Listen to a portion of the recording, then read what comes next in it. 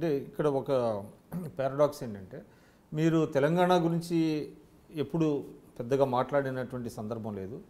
అయితే ఎప్పుడైతే రాష్ట్రం విడిపోయిందో అప్పుడు మీ ప్రజాశక్తి పేపర్ని రెండుగా దాన్ని 2 ఎడిషన్లుగా మార్చి తెలంగాణలో నవ తెలంగాణ అనేటువంటిది ఒకటి పెట్టారండి. అంటే తెలంగాణ పదాన్ని అక్కడ వాడారు మీరు. అంతకుముందు ఎప్పుడు తెలంగాణని మీరు పెద్దగా పట్టించుకోలేదు, దాని గురించి పోట్లాడిన సందర్భం కూడా లేదు. అంటే ఇది దీన్ని అంటే ఒక అవకాశవాదం అనుకోవచ్చా? మీరు చరిత్రలోకి వెళ్తే తెలంగాణ పదాన్ని చరిత్ర పుటల్లోంచి బయటికి తీసింది కమ్యూనిస్టులు. వీర తెలంగాణ సాయుధ రైతాంగ పోరాటం కంటే ముందు తెలంగాణ పదం ఎక్కడుంది? మీరు చరిత్ర తిరిగి చూడండి, లేదు. నా తెలంగాణ కోటి రతనాల వీణ దాశరథి అన్న తర్వాత తెలంగాణ గురించి రచయితల్లో చర్చ మొదలైంది. దాశరథి ఎప్పుడన్నాడు, ఎక్కడన్నాడు? ఒక కమ్యూనిస్టు కార్యకర్తగా దాశరథి జైల్లో ఉండి చెప్పిన మాట, నా తెలంగాణ కోటి రతనాల వీణ అని.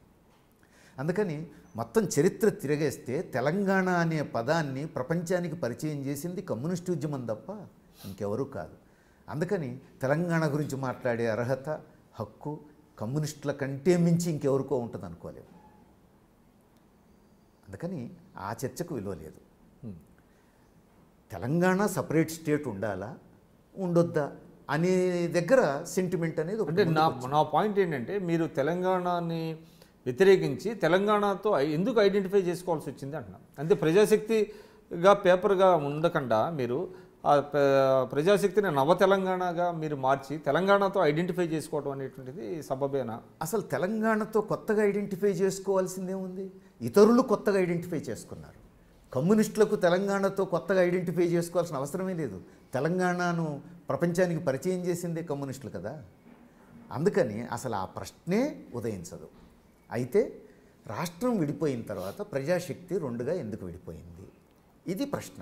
దీనికి వ్యాలిడిటీ ఉంది. ప్రజాశక్తి ఆంధ్రప్రదేశ్లో వరకు పరిమితమైంది. తెలంగాణలో మరో పత్రిక ప్రారంభించాలనుకున్నాం, నవ తెలంగాణ ప్రారంభించాం. ఎందుకంటే ఆంధ్రప్రదేశ్ రాజకీయాలు వేరు.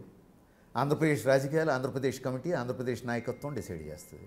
తెలంగాణ రాజకీయాలు వేరు. తెలంగాణ రాజకీయాలు తెలంగాణలో ఉన్న పార్టీ వ్యవహారాలు నిర్ణయించుకుంటాయి. అందుకని ఇక్కడ పత్రిక రోల్ వేరుంటుంది, అక్కడ పత్రిక రోల్ వేరుంటుంది. ఇప్పుడు ఇక్కడ కావాలన్నా తెలుగుదేశం కొత్తగా పెరగదు, అక్కడ కావాలన్నా టీఆర్ఎస్ రాదు. అందుకని ఏ రాష్ట్రం పాలిటిక్స్ ఆ రాష్ట్రం. ఈవెన్ పవన్ కళ్యాణ్ లాంటి వాడు కూడా అటు నేను 2 చోట్ల ఉంటా అన్నా ఏపీనే చూజ్ చేసుకోక తప్పలేదు. జగను 2 చోట్ల ఉంటానన్నా ఏపీనే చూజ్ చేసుకోక తప్పలేదు. అందుకని క్వాలిటేటివ్లీ డిఫరెంట్ పాలిటిక్స్ 2 రాష్ట్రాల్లో.